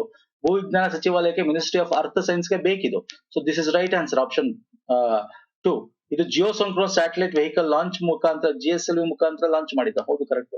ಇಲಾಖೆನು GSLV F-14 INSAT 3DS mission ಅಂತಾನೆ ಕರಿತೀವಿ ಇದನ್ನ. ಇದು ಪರಿಸರ ಮೇಲ್ವಿಚಾರಣೆ, ಹವಾಮಾನ ಮುನ್ಸೂಚನೆ, ವಿಪತ್ತು ಪರಿಹಾರ ಕಾರ್ಯಾಚರಣೆಗಳಿಂದ ಮಿಷನ್ ಸಹಾಯ ಮಾಡುತ್ತೆ. ಹೌದು ಸರ್, ಮೇಲ್ಗಡೆಯಿಂದ ಹವಾಮಾನ ಮುನ್ಸೂಚನೆ ಕಳಿಸ್ತಕ್ಕಂಥದ್ದು ಏನಾದ್ರು ಇದ್ರೆ, ವಿಪತ್ತು ಪರಿಹಾರಕ್ಕೋಸ್ಕರ ಎಲ್ಲಿ ಏನಾಗ್ತಾ ಇದೆ, ಎಲ್ಲಿಗೆ ಕೊಡಬಹುದು, ಎಲ್ಲಿಗೆ ಇದ್ ಮಾಡ್ಬೋದು. ಸೊ ಅದಕ್ಕೋಸ್ಕರ ಆಗಿರ್ಬೋದು. ಮತ್ತೆ ಪರಿಸರಗಳ ಮಾಲಿನ್ಯಕ್ಕೆ ಸಂಬಂಧಪಟ್ಟಂತೆ, ಎನ್ವೈರನ್ಮೆಂಟ್ಗೆ ಸಂಬಂಧಪಟ್ಟಂತೆ, ಅರಣ್ಯಗಳಿಗೆ ಸಂಬಂಧಪಟ್ಟಂತೆ. ಸೊ ಅಂದ್ರೆ ಭೂಮಿಯ ಮೇಲಿನ ಪ್ರಮುಖವಾದ ಏನು ಆಕ್ಟಿವಿಟೀಸ್ ಗಳಿದೆ ಅದನ್ನೆಲ್ಲ ಮೇಲ್ಗಳಿಂದ ಇದನ್ನ ವಾಚ್ ಮಾಡ್ತಕ್ಕಂಥದ್ದು, ಇನ್ಫಾರ್ಮೇಶನ್ಸ್ ಕೊಡ್ತಕ್ಕಂಥದ್ದು ಇದರ ಕೆಲಸ. ಎಲ್ಲ options is the right answer. ಎಲ್ಲ 3 is the right. Okay, so ಇದನ್ನ ಜಿಯೋಸಿಂಕ್ರೋನಸ್ ವೆಹಿಕಲ್ ಇಂದ ಜಿಯೋಸಿಂಕ್ರೋನಸ್ ಟ್ರಾನ್ಸ್ಫರ್ ಆಗ್ಬಿಟ್ಟು GTO ಗೆ ಒಂದು ಇದಕ್ಕೆ ಕಳಿಸಿರ್ತಕ್ಕಂಥದ್ದು. Third generation INSAT 3D satellite ಇದು geosynchronous orbit satellite orbit ಗೆ ಕಳಿಸಿರ್ತಕ್ಕಂಥದ್ದು. ಇದನ್ನ ಮಿನಿಸ್ಟ್ರಿ ಆಫ್ ಅರ್ತ್ ಸೈನ್ಸ್ ದುಡ್ಡು ಕೊಟ್ಟು ಮಾಡಿಸಿರ್ತಕ್ಕಂಥದ್ದು ಇಸ್ರೋ ಮುಖಾಂತರ, ಅದಕ್ಕೆ ಫಂಡ್ ಕೊಟ್ಟಿರ್ತಕ್ಕಂಥದ್ದು. ಇದೇನ್ ಮಾಡುತ್ತೆ, weather forecasting, disaster relief operations ಗೆ, ಓಷನ್ ಅಬ್ಸರ್ವೇಷನ್ಸ್ ಗೋಸ್ಕರ ಇದಕ್ ಬೇಕಾಗಿರ್ತಕ್ಕಂಥ ಇನ್ಫಾರ್ಮೇಶನ್ ಕಳಿಸ್ತದೆ. ಇದರ 10 ವರ್ಷ ಇದರ ಸ್ಪೇಸ್ ಅಲ್ಲಿ ಇದರ ಆಪರೇಟ್ ಮಾಡ್ತಕ್ಕಂಥದ್ದು, ಅದರ ಒಂದು IS. ಓಕೆ, ಗೊತ್ತಿರಲಿ, ಇದು ವೆರಿ ಇಂಪಾರ್ಟೆಂಟ್. ನೆಕ್ಸ್ಟ್, ಮೋರೋಧಾರೋ ಕೆಲವೊಮ್ಮೆ ಸುದ್ದಿಯಲ್ಲಿ ಕಂಡು ಬರುವ ಕೆಳಗಿನಲ್ಲಿ ಯಾವುದಕ್ಕೆ ಸಂಬಂಧಿಸಿದೆ? ಆಪ್ಷನ್ ಎ, ಧೋಲವೀರ ಬಳಿ ಇತ್ತೀಚೆಗೆ ಪತ್ತೆಯಾದ ಹರಪ್ಪ ತಾಣ. ಹತ್ತಿ ಮಿಠಾಯಿಗಳಲ್ಲಿ ಕಂಡುಬರುವ ಕಾರ್ಸೋನಿಕ್ ವಸ್ತು. ರಷ್ಯಾದ ಸೇನೆ ಇತ್ತೀಚೆಗೆ ಉಕ್ರೇನ್ನಲ್ಲಿ ವಶಪಡಿಸಿಕೊಂಡ ಪಟ್ಟಣ. ಅರುಣಾಚಲ ಪ್ರದೇಶದ ತವಾಂಗ್ ಕಣಿವೆಯಲ್ಲಿರುವ ದೊಡ್ಡ ಬೌದ್ಧ ಮಠ. ಮೋರೋಧಾರೋ ಅಂತಕ್ಕಂಥದ್ದು ಧೋಲವೀರದಲ್ಲಿ ಇರ್ತಕ್ಕಂಥ, ಗುಜರಾತ್ ನ ಧೋಲವೀರ, ಇಲ್ಲಿ ಇರ್ತಕ್ಕಂಥ, ಇದು ಧೋಲವೀರ ಬರುತ್ತೆ ನಿಮಗೆ ಅಲ್ವಾ. ಇಲ್ಲಿ ನಮಗೆ ಮೋರೋದೋರೋ ಅಂತಕ್ಕಂಥದ್ದು ಸಿಕ್ಕಿರ್ತಕ್ಕಂಥದ್ದು. ಅಂದ್ರೆ ಅಲ್ಲಿ ಎಕ್ಸ್ಕವೇಷನ್ ಮಾಡಿದಾಗ ಇತ್ತೀಚೆಗೆ ಅಲ್ಲಿ ನಮಗೆ ಸಿವಿಲೈಸೇಷನ್ ಇರತಕ್ಕಂಥದ್ರ ಬಗ್ಗೆ ಕುರುಹುಗಳು ಸಿಕ್ಕಿದೆ ಅಲ್ಲಿದ್ರು ಅಂತ ಹೇಳಿ, ಹರಪ್ಪದ ಒಂದು ಭಾಗವಾಗಿ. ಓಕೆ, ಇದು ನಮ್ಮ ಧೋಲವೀರ ಗೊತ್ತಲ್ವಾ, ಅದು ಯುನೆಸ್ಕೋ ವರ್ಲ್ಡ್ ಹೆರಿಟೇಜ್ ಸೈಟ್, ನಿಮ್ಗೆ ಗೊತ್ತಿದೆ, ಅದು UNESCO world heritage site. Okay, ಆ ವಿಲೇಜ್ ಅಲ್ಲಿಂದ ಒಂದು ಲೋಧರಾಣಿ ಅಂತ ವಿಲೇಜ್ ಇದೆ, ಅಲ್ಲಿ ಬರುತ್ತೆ. ಅಲ್ಲಿಂದ ನಮಗೆ ಧೋಲವೀರಕ್ಕೆ 51 ಕಿಲೋಮೀಟರ್. ಸೊ ಅಲ್ಲಿ ಸಿಕ್ಕಿರ್ತಕ್ಕಂಥದ್ದು, ಅಲ್ಲಿ ಬ್ಯೂರಿಯಲ್ಸ್ ಹೂತಾಕಿರ್ತಕ್ಕಂಥದ್ದಾಗಿರ್ಬೋದು, ಬೇರೆ ಬೇರೆ ಪಾಟ್ರಿಗಳಾಗಿರ್ಬೋದು, ಆರ್ಟಿಕ್ ಫ್ಯಾಕ್ಟ್ಸ್ ಗಳಾಗಿರ್ಬೋದು, ಏನ್ ಧೋಲವೀರದಲ್ಲಿ ಏನ್ ನಮ್ಗೆ ಸಿಕ್ತಲ್ಲ ಆ ತರ ಅಲ್ಲೂ ಕೂಡ ಸಿಕ್ಕಿದೆ ನಮ್ಗೆ. ಸೊ ಅದೇನ್ ಹೇಳುತ್ತೆ ಅಂದ್ರೆ ಇಲ್ಲೂ ಕೂಡ ನಮ್ಗೆ ನಾಗರಿಕತೆ ಇತ್ತು ಅಂತಕ್ಕಂಥದ್ದು ತೋರಿಸುತ್ತೆ. ಇದೆಲ್ಲ ಬರುತ್ತೆ, ರನ್ ಆಫ್ ಕಚ್ ಹತ್ರ. ಎಲ್ಲಿ ಸರ್? ಇಲ್ಲಿ ರನ್ ಆಫ್ ಕಚ್ ಹತ್ರ ಬರುತ್ತೆ, ಇಲ್ಲಿ ಬರುತ್ತೆ. ನಾನು ಅದನ್ನ ಇಲ್ಲಿ ಮಾರ್ಕ್ ಮಾಡಿದ್ದೀನಿ, ರನ್ ಆಫ್ ಕಚ್. ಅರ್ಥ ಆಗ್ತಿದೆಯಲ್ಲ? ಸೊ ಎಕ್ಸಾಮ್ ಅಲ್ಲಿ ಕೇಳ್ತಕ್ಕಂಥದ್ದು ಇರುತ್ತೆ, ನಾನು ಹಿಂಗ್ ಕನ್ನಡದಲ್ಲಿ ಕೊಟ್ಟಿನಿ, ನೋಡ್ಕೊಳ್ಳಿ ಎಲ್ಲಿ ಬರುತ್ತೆ, ಏನು ಎತ್ತ ಅಂತ. Very important. ಇಲ್ಲಿ ನೋಡಿ, ಧೋಲವೀರ ಇಲ್ಲಿದ್ರೆ, ಇಲ್ಲಿ ನಮಗೆ ಲೋಧರಾಣಿ ಇದೆ, ಇಲ್ಲಿ ನಮಗೆ ಆ ಒಂದು ಮೋರೋದೋರೋ ಸಿಕ್ಕಿರ್ತಕ್ಕಂಥ ಪ್ರದೇಶ. ಎಕ್ಸಾಮ್ ಅಲ್ಲಿ ಇದ್ರ ಬಗ್ಗೆ ಕೇಳ್ತಾನೆ. ಸೊ ಇದೇ ನ್ಯೂಸ್ ಅಲ್ಲಿ ಇದೆಯಾ, ಹರಪ್ಪ ತಾಣಗಳ ಬಗ್ಗೆ ಕೇಳ್ತಾನೆ. ಅದು ಯಾವ್ದೇ ಎಕ್ಸಾಮ್ ಆಗಿದೆ, ಹರಪ್ಪ ತಾಣಗಳ ಬಗ್ಗೆ ಕೇಳ್ತಾನೆ, ಲೊಕೇಶನ್ ಕೇಳ್ತಾನೆ, ಇಲ್ಲಿ ಏನ್ ಸಿಕ್ಕಿತ್ತು ಅಂತ ಕೇಳ್ತಾನೆ, ಏನಿತ್ತು ಅಂತ ಕೇಳ್ತಾನೆ. ಓಕೆ, ದೊಡ್ಡ ಕೋಟೆ, ವೇದಿಕೆ, ಬಾವಿ, ಸಮಾಧಿ ಕಟ್ಟೆ, ಇವೆಲ್ಲ ನಮ್ಗೆ ಇದತ್ರ ಸಿಕ್ಕಿದೆ. ಸೊ ನೆಕ್ಸ್ಟ್ ಹೋಗೋಣ ಬನ್ನಿ. ಇತ್ತೀಚೆಗೆ ನಿಮ್ಗೆ ಗೊತ್ತು, ರಾಜ್ಯಸಭಾ ಎಲೆಕ್ಷನ್ ನಡೀತು 3-4 ರಾಜ್ಯಗಳಲ್ಲಿ, ಕರ್ನಾಟಕದಲ್ಲಿ ನಡೀತು ಅಲ್ಲ, ಒಟ್ಟು 15 ಸೀಟ್ಗೋಸ್ಕರ ರಾಜ್ಯಸಭಾ ಎಲೆಕ್ಷನ್ ನಡೀತಾ. ಅಂದ್ರೆ ರಾಜ್ಯಸಭಾ ಬಗ್ಗೆ ಕ್ವಶನ್ಸ್ ಬರ್ತವೆ. ಸೊ ಅದ್ರಂತೂ ತುಂಬಾ ಈಸಿ ಇರುತ್ತೆ, ವೆರಿ ಈಸಿ, ಅದ್ರ ಬಗ್ಗೆ ಬೇಕಾಗಿಲ್ಲ. ವಿಪ್ ಬಗ್ಗೆ ನಿಮಗೆ ಗೊತ್ತಿರಬೇಕು, ಯಾಕಂದ್ರೆ KS ಗಳಲ್ಲಿ ಇಂಥ ಕ್ವಶನ್ಸ್ ಬರುತ್ತೆ. ನಾವು ಇತ್ತೀಚೆಗೆ KS ಸೀರೀಸ್ ಸ್ಟಾರ್ಟ್ ಮಾಡಿದಾಗ ಅಲ್ಲಿ ನಾನು ಸಂವಿಧಾನದಲ್ಲಿ ಒಂದು ಕ್ವಶನ್ ಕೂಡ ತಗೊಂಡಿದ್ದೆ ಅಲ್ವಾ, ಗಮನ ಸೆಳೆಯುವ ಸೂಚಕ ಮೋಷನ್ ಅಂತ ಹೇಳಿ ಒಂದು ಸೂಚನೆ ಅಂತ ಅಲ್ವಾ, ಏನದು ನಮ್ಮ ಈ ಒಂದು ಸಂಸತ್ತಿನ ನಡಾವಳಿಗಳಲ್ಲಿ ಬರುತ್ತೆ, ಕ್ಲೋಜರ್ ಮೋಷನ್ ಅಂತ ಬರುತ್ತೆ ಅಲ್ವಾ. ಸೊ ಈ ತರ ನಿಮಗೆ ವಿಪ್ ಬಗ್ಗೆ ಕೂಡ ಕೇಳುವಂತ ಚಾನ್ಸಸ್ ಇರುತ್ತೆ. ನಮ್ಮ ಕರ್ನಾಟಕದಲ್ಲಿ ರಾಜ್ಯಸಭೆಯಲ್ಲಿ ಗೊತ್ತಲ್ಲ ನಿಮ್ಗೆ, ಬಿಜೆಪಿಯ ST ಸೋಮಶೇಖರ್ ಬಂದು ಬೇರೆ ಕ್ರಾಸ್ ವೋಟಿಂಗ್ ಮಾಡಿದ್ರು, ಇನ್ನೊಬ್ರು ಹೆಬ್ಬಾರ್ ಅಂತ ಹೋದ್ರು ಆಬ್ಸೆಂಟ್ ಆದ್ರು. ಸೊ ಈಗ ವಿಪ್ ಕೊಡ್ತಕ್ಕಂಥದ್ದು ಇವೆಲ್ಲ ಸುದ್ದಿಯಲ್ಲಿದೆ, ಇದ್ರ ಬಗ್ಗೆ ಕೇಳುವಂತ KS ಅಲ್ಲಿ ಕೇಳುವಂತ ಚಾನ್ಸಸ್ ಇರುತ್ತೆ. ಸೊ ಹಾಗಾಗಿ ವಿಪ್ ಬಗ್ಗೆ ಒಂದಷ್ಟು ಇನ್ಫಾರ್ಮೇಶನ್ ನಿಮ್ಗೆ ನಿಮ್ಗೆ ಬುಕ್ಗಳಲ್ಲಿ ಸಿಗೋದು ಕಷ್ಟ. ಸೊ ಯಾವ ಬುಕ್ ಅಲ್ಲಿ, ಎಸ್ಪೆಷಲಿ ನಮ್ಮ ಕರ್ನಾಟಕದ ಬುಕ್ಗಳಲ್ಲಿ, ಕನ್ನಡದ ಬುಕ್ಗಳಲ್ಲಿ ಸಿಗೋದು ಕಷ್ಟ ಇದೆ. ಸೊ ವಿಪ್ ಬಗ್ಗೆ ತಿಳ್ಕೊಂಡ ಬನ್ನಿ. ವಿಪ್ ಯಾವುದಕ್ಕೆ ಸಂಬಂಧಿಸಿದೆ? ವಿಪ್ ಹುದ್ದೆಗಳನ್ನು ಭಾರತದ ಸಂವಿಧಾನದಲ್ಲಿ ಅಥವಾ ಸದನ ನಿಯಮಗಳಲ್ಲಿ, rules and regulations of the house ಅಂತ ಇದೆಯಲ್ಲ, ಅದರಲ್ಲಿ ಎಲ್ಲೂ ಉಲ್ಲೇಖಿಸಲಾಗಿಲ್ಲ. ಭಾರತದಲ್ಲಿ ಎಲ್ಲಾ ಪಕ್ಷಗಳು ತಮ್ಮ ಸದಸ್ಯರಿಗೆ ವಿಪ್ ನೀಡಬಹುದು. This is also correct, this is also correct. ಇದು ನಮ್ಮ ಸಂವಿಧಾನದಲ್ಲಿ ಇಲ್ಲ. ರೂಲ್ಸ್ ಆಫ್ ಹೌಸ್ ನಮ್ಮ ಪಾರ್ಲಿಮೆಂಟ್ ಇರುತ್ತೆ, ಅದರಲ್ಲೂ ಕೂಡ ಇಲ್ಲ. ಎರಡೂ ಕರೆಕ್ಟ್. ಅದು ನಾವು ಪಾರ್ಲಿಮೆಂಟರಿ ಸಿಸ್ಟಮ್ ಆಗಿ ಪ್ರಾಕ್ಟೀಸ್ ಮಾಡ್ಕೊಂಡು ಮೊದಲಿಂದ ಬರ್ತಾ ಇದೀವಿ. ನಾವು ಬ್ರಿಟಿಷ್ ಪಾರ್ಲಿಮೆಂಟ್ ಸಿಸ್ಟಮ್, ಅಲ್ಲಿಂದ ನಾವು ಇದನ್ನ ತಗೊಂತಾ ಬರ್ತಾ ಇದೀವಿ. ವಿಪ್ ಅಂತಕ್ಕಂಥದ್ದು ಈಗ ರೀಸೆಂಟ್ ಆಗಿ ಸಮಾಜವಾದಿ ಪಾರ್ಟಿ ಅವರು ಕೂಡ ರಾಜ್ಯಸಭಾದಲ್ಲಿ ಉತ್ತರ ಪ್ರದೇಶದಲ್ಲಿ ಇಶ್ಯೂ ಮಾಡಿದ್ರು. ಸೊ ಕರ್ನಾಟಕದಲ್ಲಿ ಕೊಡಬೇಕು ಅಂತ ನೋಡಿದ್ರು, ಯಾರು ಕೈ ಸಿಕ್ಲಿಲ್ಲ. ಸೊ ಇವೆಲ್ಲ ಆಯ್ತು. ಸೊ ವಿಪ್ ಅಂತಕ್ಕಂಥದ್ದು ಏನು ಅಂತಂದ್ರೆ, ಆ ಒಂದು ಪಾರ್ಟಿಗೆ ಏನ್ ಹೇಳುತ್ತೆ ಅದು, ಐದರ್ ಆ ಪಾರ್ಟಿ ನಿಮ್ಗೆ ವೋಟ್ ಹಾಕ್ಬೇಕು, ವೋಟ್ ಹಾಕ್ಬೇಡ ಅಂದ್ರೂ ಹಾಕದೇ ಇರಬಾರ್ದು, ಅಥವಾ ನೀವು ಬರಬೇಡ ಅಂದ್ರೂ ಬರ್ದೇ ಇರ್ತಾ. ಈ ತರ ವಿಪ್ ಅಲ್ಲಿ 3 ವಿಧ ಬರುತ್ತೆ, ನಾನು ಅದ್ರ ಬಗ್ಗೆ ಹೇಳ್ತೀನಿ. ಸೊ ಇದ್ರಲ್ಲಿ ಏನು ಅಂತಂದ್ರೆ, ಆ ಒಂದು ಪಾರ್ಟಿಗೆ ನೀನು ನಿಯತ್ತಾಗಿರ್ಬೇಕು ಅನ್ನೋದು ವಿಪ್ ಬಗ್ಗೆ ಹೇಳ್ತೇವೆ. ಚೀಫ್ ವಿಪ್ ಅಂತ ಕೂಡ ಕರಿತೀವಿ. ಚೀಫ್ ಆಫ್ ವಿಪ್ ಯಾರು ಅಂದ್ರೆ, ಒಬ್ಬ ಸೀನಿಯರ್ ಮೆಂಬರು ಅಲ್ಲಿ ನಿಂತಿರ್ತಾನೆ, ನೋಡ್ತಾನೆ ಅವನು ಯಾರ್ಗ್ ವೋಟ್ ಹಾಕ್ತೆ, ಏನ್ ಮಾಡ್ತೀಯ ಅಂತ ಅಂದ್ರೆ ಮಾನಿಟರ್ ಮಾಡ್ತಕ್ಕಂಥದ್ದು ಹೌಸ್ ಅಲ್ಲಿ. So he is the appointed by the party, senior person chief of whip ಅಂತ ಕರಿತೀವಿ. ಅರ್ಥ ಆಗ್ತಿದೆಯಲ್ಲ? ಸೊ ಇದು ರೂಲ್ಸ್ ಆಫ್ ದ ಹೌಸ್ ಅಲ್ಲೂ ಇಲ್ಲ, ನಮ್ಗೆ ಪಾರ್ಲಿಮೆಂಟರಿ ಸ್ಟ್ಯಾಚ್ಯೂಸ್ ಅಲ್ಲೂ ಕೂಡ ಇಲ್ಲ. ಬಟ್ ಕನ್ವೆನ್ಷನ್, ಪಾರ್ಲಿಮೆಂಟರಿ ಕನ್ವೆನ್ಷನ್ ಇಂದ ಬಂದಿರತಕ್ಕಂಥದ್ದು 1 line whip, 2 line whip, 3 line whip ಅಂತಿದೆ. 1 ಲೈನ್ ವಿಪ್ ಅಂತಂದ್ರೆ ಅವ್ರು ಏನ್ ಹೇಳ್ತಾರೆ ಅದನ್ನ ಫಾಲೋ ಮಾಡ್ಬೇಕು. ಅಂದ್ರೆ ಅದ್ರ ವಿರುದ್ಧವಾಗಿ ಓಟ್ ಹಾಕ್ಬೇಕು ಅಂದ್ರೆ ಹಾಕ್ಬೇಕು. ಸೊ ಅದ್ರ ವಿರುದ್ಧವಾಗಿ ನೀನು ಪಾರ್ಟಿ ಮೆಂಬರ್ಸ್ ಆಫ್ ಏನ್ ಹೇಳ್ತಾರೆ ಅದ್ರ ಬಗ್ಗೆ ಬೇಕು. 2 ಲೈನ್ ವಿಪ್ ಅಂತಂದ್ರೆ ನೀನ್ ವೋಟ್ ಹಾಕ್ಬೇಕು ಅಂತ ಹೇಳಿ 2 ಲೈನ್ ಅಲ್ಲಿ ನೀವು ಬರೆದು ಕಳಿಸ್ತಕ್ಕಂಥ 2 ಲೈನ್ ವಿಪ್ ಅಂತ. 3 ಲೈನ್ ವಿಪ್ ಅಂತ ಬರುತ್ತೆ. ಸೊ ಅಂದ್ರೆ ವಿಧಗಳು ಏನು ಅಂತ ತಿಳ್ಕೊಳ್ಳಿ ಸಾಕು, ತುಂಬಾ ಡೀಟೇಲ್ ಬೇಕಾಗಿಲ್ಲ. ಬಟ್ ಇಲ್ಲಿ ಪ್ರಮುಖವಾಗಿ ಎಕ್ಸಾಮ್ ಕೇಳೋದೇನು ಅಂತಂದ್ರೆ ಚೀಫ್ ವಿಪ್ ಯಾರಾಗಿರ್ತಾರೆ, ಅಥವಾ ಇದು ರೂಲ್ಸ್ ಆಫ್ ದ ಹೌಸ್ ಅಲ್ಲಿ ಇದೆಯಾ ಅಥವಾ ಪಾರ್ಲಿಮೆಂಟ್ ಅಲ್ಲಿ ಇದೆಯಾ ಸಂವಿಧಾನದಲ್ಲಿ ಇದೆಯಾ ಅಂತ ಕೇಳಿದ್ರೆ ಇಲ್ಲ. ಬೈ ಕನ್ವೆನ್ಷನ್ ಪಾರ್ಲಿಮೆಂಟರಿ ಗೌರ್ಮೆಂಟ್ ಇದರಲ್ಲಿ ನಾವು ಮಾಡ್ಕೊಂಡ್ ಬಂದಿರ್ತೇವೆ. ಓಕೆ, ನೆಕ್ಸ್ಟ್ ರಾಜ್ಯಸಭಾ ಬಗ್ಗೆ ನೋಡ್ಕೊಳ್ಳಿ ಸ್ನೇಹಿತರೆ. ಅದ್ರ ಬಗ್ಗೆ ಈಗ ಕರೆಂಟ್ ಅಫೇರ್ ಏನಿರುತ್ತೆ ಅದನ್ನ ಕೇಳ್ತಾನೆ. ಈಗ ಚುನಾವಣಾ ಆಯೋಗ ಬಗ್ಗೆ ಕೇಳ್ತಾನೆ. ಈಗ ಲೋಕಸಭಾ ಚುನಾವಣೆ ಜನರಲ್ ಎಲೆಕ್ಷನ್ ಇದೆ, ಸೊ ಅದ್ರ ಬಗ್ಗೆ ಕೇಳ್ಬೋದು. ಸೊ ಹಿಂಗೆ ಯಾವ್ದು ಕರೆಂಟ್ ಅಫೇರ್ ಅದ್ರ ಬೇಕಾಗ್ತಾನೆ. ಈಗ ಹರಪ್ಪದ ಒಂದು ಮೋರದೋರ ಅನ್ನೋ ಪ್ಲೇಸ್ ತೆಗೆದ್ರು, ಆ ಸುತ್ತಮುತ್ತ ಏನಿದೆ, ಹರಪ್ಪ ನಾಗರಿಕತೆ ಯಾವಾಗ ಬಂತು, ಸೊ ಅದರಲ್ಲಿ ಎಷ್ಟು ಸಿವಿಲೈಸೇಷನ್ ನಲ್ಲಿ ಯಾವ ಯಾವ ಒಂದು ಭಾಗಗಳಾಗಿ ಮಾಡ್ತೀವಿ, ಸೊ ಇಂಥದ್ದು ಎಕ್ಸಾಮ್ ಅಲ್ಲಿ ಕೇಳ್ತಕ್ಕಂಥದ್ದು. ಓಕೆ, ನೆಕ್ಸ್ಟ್ ಏರುತ್ತಿರುವ ಸಮುದ್ರಗಳು ಮತ್ತು ತೀವ್ರ ಬಿರುಗಾಳಿಗಳು ತುವಾಲು ದ್ವೀಪವನ್ನು ಕ್ರಮೇಣ ಮುಳುಗಿಸುತ್ತಿವೆ. ತುವಾಲು ಎಲ್ಲಿ ನೆಲೆಗೊಂಡಿದೆ? ತುವಾಲು ಐಲ್ಯಾಂಡ್. ಈ ತರದ್ದು ನಿಮ್ಗೆ ಮ್ಯಾಪ್ ಬೇಸ್ಡ್ ಸುದ್ದಿಯಲ್ಲಿರೋದು ಕೇಳ್ತಾ ಇರ್ತಾನೆ. ತುವಾಲು ದ್ವೀಪ ಇರ್ತಕ್ಕಂಥ ಇಲ್ಲಿ ನೋಡಿದ್ರೆ ಗೊತ್ತಾಗುತ್ತೆ, ಇಲ್ಲಿ ಮಾರ್ಕ್ ಮಾಡಿದೀನಿ. ಸೊ ಇಲ್ಲಿ ಏನಿದೆ Tuvalu island, it is 9 small island ಸೇರಿ ಒಂದು ಕಂಟ್ರಿ ಆಗಿ ಮಾಡ್ತೇವೆ. ಒಶೇನಿಯಾ ಖಂಡ ಅಂತ ಏನ್ ಕರಿತೀವಿ, ಆಸ್ಟ್ರೇಲಿಯಾ ಹತ್ರ ಬರ್ತಕ್ಕಂಥದ್ದು. ಆಸ್ಟ್ರೇಲಿಯಾ ಹತ್ರ ಅಲ್ಲಿ ಇದೊಂದು ಕಂಟ್ರಿ ಇದೆ, ಸಪರೇಟ್ ಕಂಟ್ರಿ.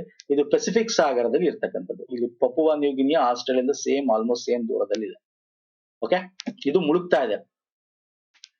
ಸೊ ತುಂಬಾ ಫಾಸ್ಟ್ ಆಗಿ ಮುಳುಗ್ತಾ ಇದೆ, ಬೇಗ ಮುಳುಗುವಂತ ಚಾನ್ಸಸ್ ಇದೆ. ಹಂಗಾಗಿ ಸುದ್ದಿ ಇದೆ, ಇದ್ರ ಬಗ್ಗೆ ಕೇಳ್ಬೋದು. ಜಾಸ್ತಿ ಇದ್ರ ಬಗ್ಗೆ ಡಿಸ್ಕಸ್ ಮಾಡೋದು ಏನ್ ಬೇಕಾಗಿಲ್ಲ. Okay, next Lokpal, very very important. ಇದ್ರಿಗೆ ನಾನು ನಿಮ್ಗೆ ಒಂದು ಕ್ವಶನ್ ಕೇಳಿದೆ. ನಾ ಇಲ್ಲಿ ಕ್ವಶನ್ ಅಲ್ಲಿ ಅದನ್ನ ಇನ್ಫಾರ್ಮೇಶನ್ ಇಲ್ಲಿ ತಗೊಂಡಿದ್ದ, ನಾನೇ ಹೇಳ್ತೀನಿ. ಇವರು 3ನೇ ಲೋಕಪಾಲ್ ಅಲ್ಲ, 2ನೇ ಲೋಕಪಾಲ್. ಮೊದಲು ಪಿನಾಕಿ ಚಂದ್ರ ಘೋಷ್ ಇದ್ರು ಅಲ್ವಾ, ಪಿನಾಕಿ ಚಂದ್ರ ಘೋಷ್. ತುಂಬಾ ಜನ ಕನ್ಫ್ಯೂಸ್ ಮಾಡ್ಕೋತಾ. 2ನೇವರು ಇವ್ರು ರಿಟೈರ್ಡ್ ಆದ್ಮೇಲೆ 2ನೇ ಲೋಕಪಾಲ್ ಸೆಲೆಕ್ಟ್ ಆಗ್ಬೇಕಾಗಿತ್ತು, ಬಟ್ ಮಾಡಿರ್ಲಿಲ್ಲ. ಆಕ್ಟಿಂಗ್ ಲೋಕಪಾಲ್, ಆಕ್ಟಿಂಗ್ ಅಂತಂದ್ರೆ ತಾತ್ಕಾಲಿಕವಾಗಿ ಒಬ್ರು ನೇಮಕ ಮಾಡ್ತಾರೆ. ಸೊ ಅವ್ರನ್ನ ಆಕ್ಟಿಂಗ್ ಲೋಕಪಾಲ್ ಅಂತ ಕರಿತೀವಿ. ಅವ್ರು ಯಾರಾಗಿದ್ರು? ಪ್ರದೀಪ್ ಕುಮಾರ್ ಮೊಹಂತಿ ಆಗಿದ್ರು. ಪ್ರದೀಪ್ 2022ರಿಂದ ಇಲ್ಲಿ ತನಕ 2024 ಜನವರಿ ಫೆಬ್ರವರಿ ತನಕ ಪ್ರದೀಪ್ ಕುಮಾರ್ ಮೊಹಂತಿ. ಇವರು 2ನೇ ಲೋಕಪಾಲ್ ಅಲ್ಲ, 2ನೇ ಲೋಕಪಾಲ್. ಇವರು ಆಕ್ಟಿಂಗ್ ಲೋಕಪಾಲ್ ಅಂತ ಕರಿತೀವಿ. ಸೊ 2ನೇ ಲೋಕಪಾಲ್ ಅಂತಂದಾಗ ಅವ್ರನ್ನ ಎಲೆಕ್ಟ್ ಮಾಡಿರ್ತಕ್ಕಂಥದ್ದು ಒಂದು ಸಮಿತಿ ಇರುತ್ತೆ, ಸಮಿತಿ ಎಲೆಕ್ಟ್ ಮಾಡ್ತದೆ. ಇವರು ಇನ್ನೊಬ್ರು ಬರೋ ತನಕ ಇವ್ರನ್ನ ಆಕ್ಟಿಂಗ್ ಲೋಕಪಾಲ್ ಆಗಿ ಮಾಡಿದ್ದೀನಷ್ಟೇ.